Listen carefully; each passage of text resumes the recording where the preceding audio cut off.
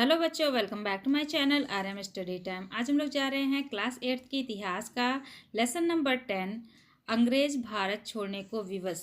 इसकी एक्सरसाइज करेंगे और हमने इससे प्रीवियस लेसन्स की एक्सरसाइज अपलोड कर दी है। अगर आपने उसे नहीं देखा है तो उसे आप प्लेलिस्ट में चेक कर लें। साथ ही आपको डिस्क्रिप्शन बॉक्स में लिंक भी मिल जाएगा, आप उस पर भी जाकर वीडियो देख सकते हैं।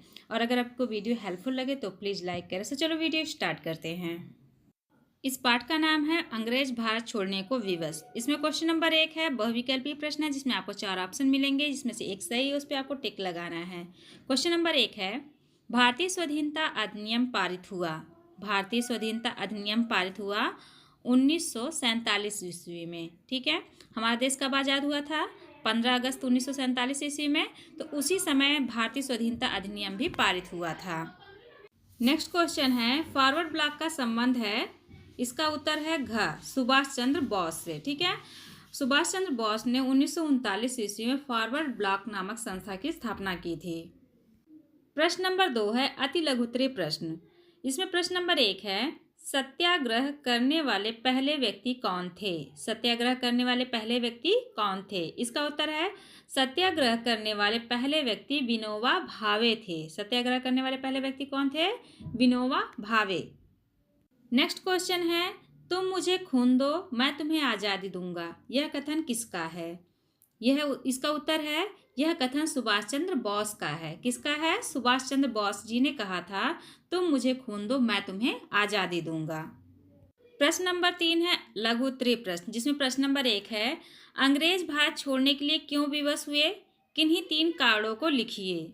अंग्रेज भारत छोड़ने के लिए क्यों विवश हुए? किन्हीं 3 कारणों को लिखिए।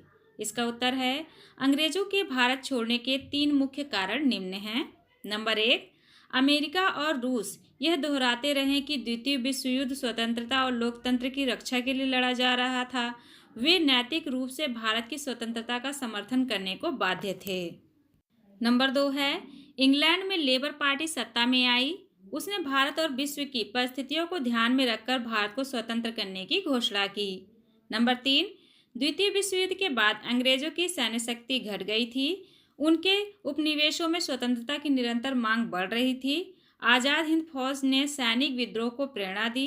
मुंबई में नौसैनिक विद्रोह हुआ। विश्व जनमत भारत के साथ था।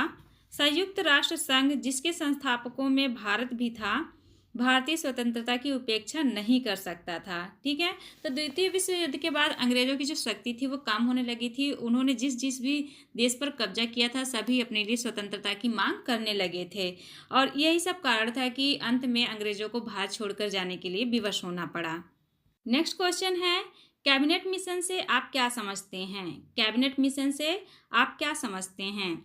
इसका उत्तर है, जुलाई 1945 में ब्रिटेन में संसद के चुनाव में सरकार बदल गई।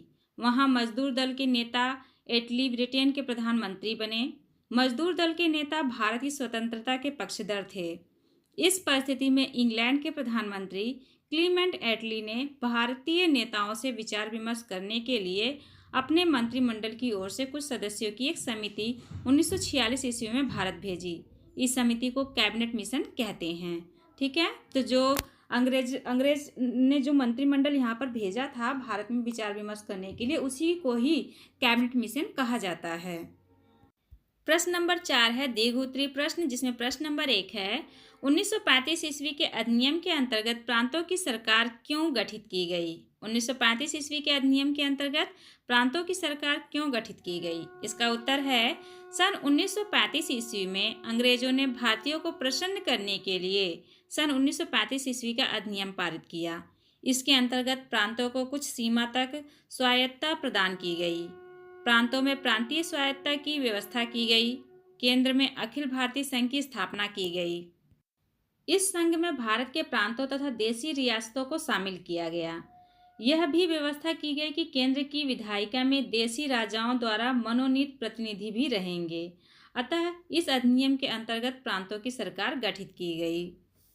इस तरह से केवल भारतीयों को प्रसन्न करने के लिए 1935 ईस्वी में अंग्रेजों ने यह अधिनियम पारित किया था। सो ये इस पूरे चैप्टर की फुल एक्सरसाइज थी। आई होप कि वीडियो आपके लिए हेल्पफुल होगी। अगर पसंद आए तो प्लीज़ लाइक करें, और अगर आपने इससे प्रीवियस लेसन्स की एक्सरसाइज नहीं देखी तो उसे आप प्ले लिस्ट में चेक कर लें। साथ ही डिस्क्रिप्शन बॉक्स में लिंक भी आपको मिल जाएगा, उससे भी आप वीडियो देख सकते हैं।